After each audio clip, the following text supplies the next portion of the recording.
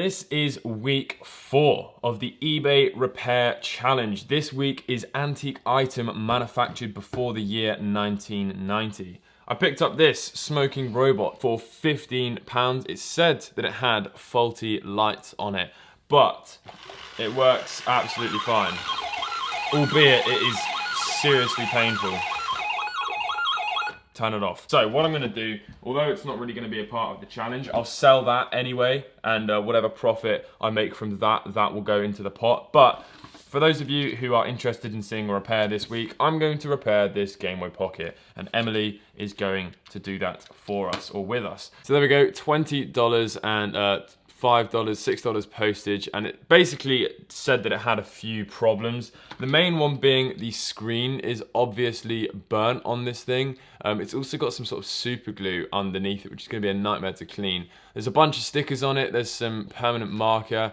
There's a bunch of stickers on the back as well. I don't think it has any electrical problems, but obviously we're still going to need to repair that screen. Oh, it is actually working.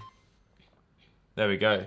So yeah, you can see because of the well, first of all, look at that. That's the contrast wheel. Going to need a massive clean with some. Because even you're just tapping it. Yeah, and it's changing. Yeah. So what That's is it? well dodgy. What are we going to clean it with?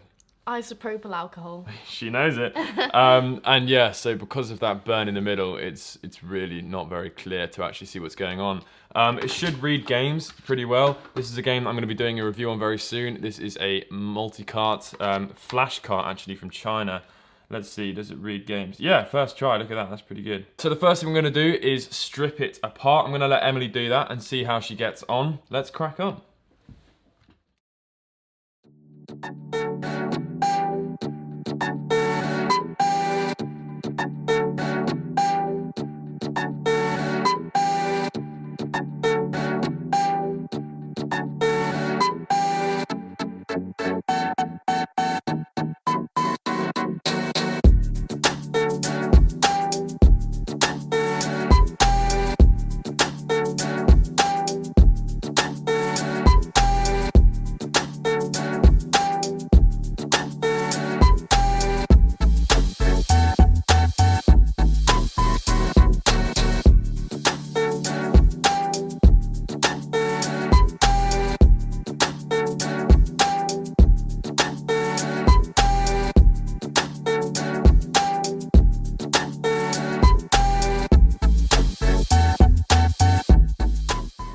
Alright, so how was that, Emily?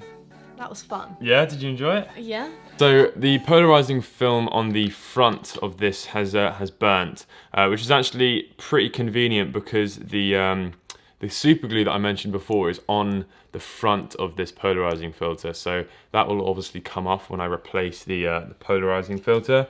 The motherboard is going to need a clean with some IPA. There's quite a lot of dust and debris on it, so we'll definitely need to give that a clean. And as we saw before, the contrast wheel is in a pretty bad state because it's not actually functioning very well. So we'll definitely give that a nice clean with some isopropyl alcohol.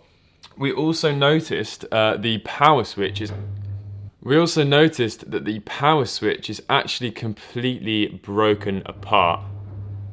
Now, I've never seen this before, that the power switch is actually snapped in two, which is really unfortunate because this is the power switch that included with the grey Game Boy Pocket. So this is actually quite a rare power switch. Fortunately, I do have a replacement, the exact same one official with the sticker as well for the Game Boy Pockets, which didn't have the LED on them. That red sticker is basically to indicate that it's on. So there you go, a bit of trivia for you. The rest of the Game Boy is in this bucket, having a nice soak in some hot soapy water. So this stuff is basically just going to clean up really well. But I'll give it a nice soak in here first, and then we'll see how that does at the end. So let's focus on the board now and the screen, and then we can reassemble it. So this is actually a pretty difficult process. Now, interestingly, the little sort of chip at the bottom here has started to slightly lift off. So I'm not sure if that is actually also causing this thing some damage. This could also be a reason why this isn't working. But yeah, let's just have a go at taking off this burnt filter, and then we'll give the contact on for the contrast on here a clean, and we'll see if the screen then operates and functions normally. If not, this chip actually could be damaged beyond repair. I'm not sure. I've never seen that before. To do this, you need to get a sharp knife and just put it underneath the top layer where the polarizing filter is on top of the glass.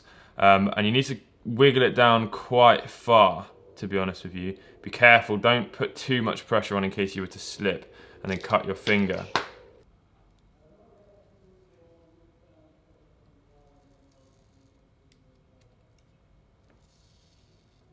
Yeah, that's not coming off very well.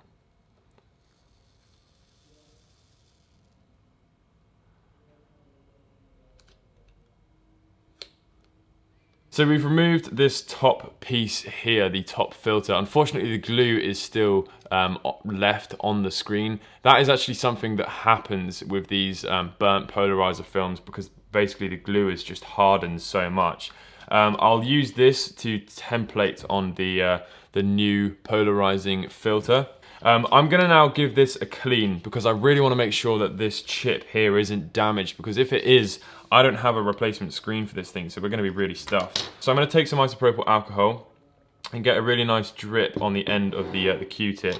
And then with that, we're gonna press it into the contrast wheel, like that, and really just let it run off there. And then rub your finger across the wheel, and the metal contacts underneath will scrape and clean off that potentiometer, so it should be good. I'm probably also going to just go over it as well with a soldering iron. Sometimes just heating up the pins along here with a soldering iron will reflow the solder and also clean out the inside as well, and also it will evaporate the IPA.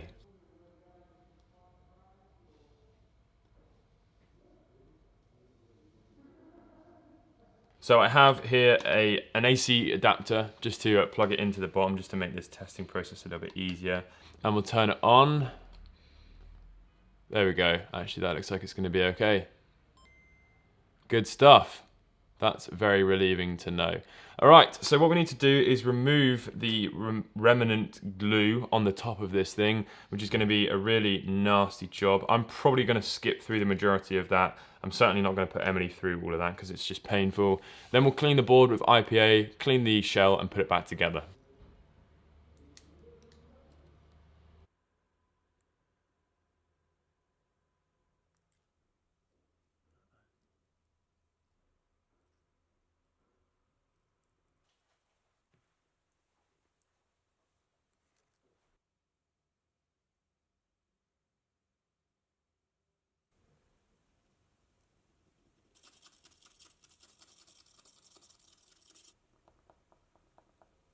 Right, so we have now cleaned the screen and all of the glue has come off. We can turn it on and we should hear the... There we go. Okay, so that is a good sign. Now, if we take our new polarizing filter and just move it over the screen in such a way that it should... There we go. Look at that. Still works. And then stick the old polarizing filter on top, like that. And then what we have to just do is cut that out. So the final thing to do is adhere it. Now, I absolutely hate doing this. So...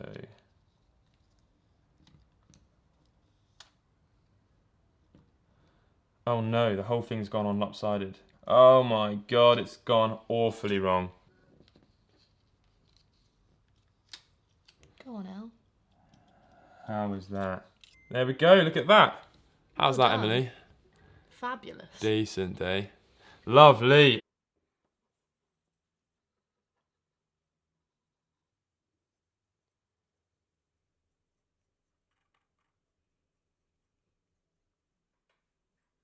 Right, so let's see how the shell is doing after being sat in here for a little while. Okay, I'll just go to town with this now.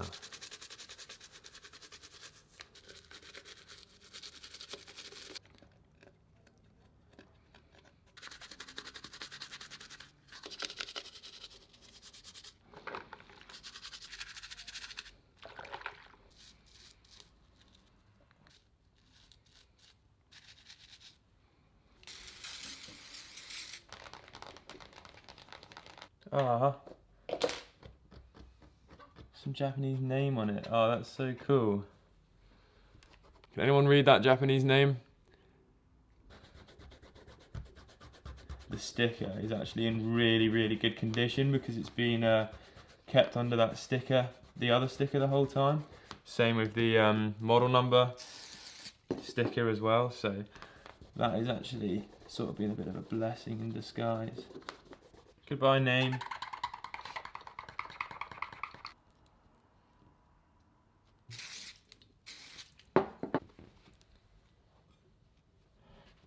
What are your Where thoughts? does this one go? That goes over the D-pad. Over here? Yeah. What are your thoughts? In any particular way? Yeah. The holes go through here. Yeah. So what are your thoughts then, Emily? It's been a nice morning spent doing this. Yeah? Yeah. And what do you think about repairing Game Boys? I mean, it's satisfying, isn't it? It is pretty satisfying, yeah. That's one of the reasons I love doing it. The next thing to do then is take the motherboard, which Emily has done a fantastic job cleaning. And no, actually, sorry, we'll take the screen and pop that back in there. I've kept the adhesive pad on here and given it a clean, so it should be nice and sticky again. And then I shall just slot this back in like that and drop it back in. I'll do that side, you do that side, ready? Mm-hmm. Go. Hey, look at that. And then do you want to put these screws back in? You're doing a good job.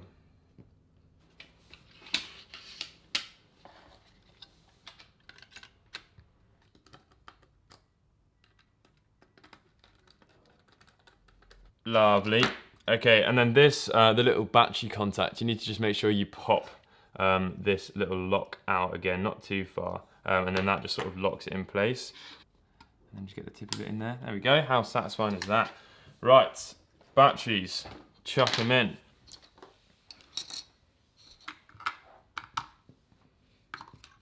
Battery cover, other way. Boom. You want to give it a final switch on? Oh, hell yeah. Look at that, Emily. That is absolutely beautiful.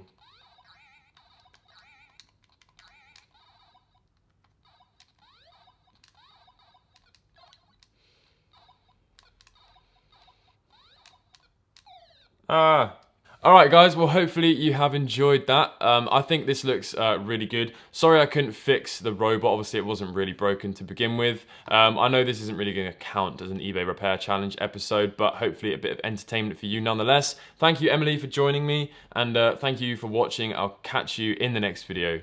Peace.